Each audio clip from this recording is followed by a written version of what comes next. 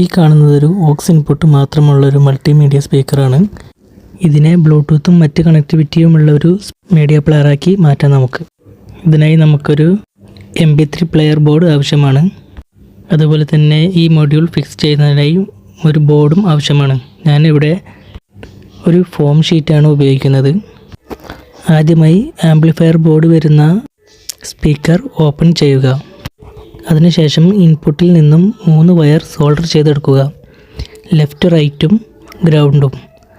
അതുപോലെ തന്നെ അതിൻ്റെ 5 വോൾട്ട് സപ്ലൈ ഭാഗത്തു നിന്നും വയർ സോൾഡർ ചെയ്തെടുക്കുക.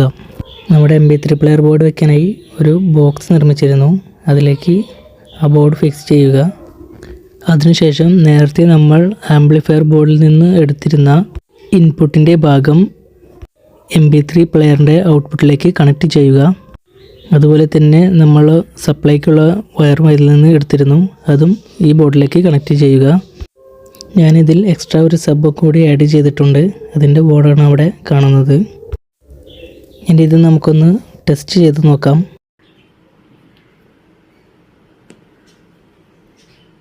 Bluetooth mode,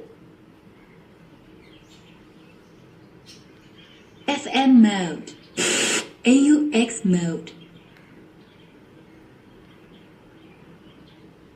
Bluetooth mode.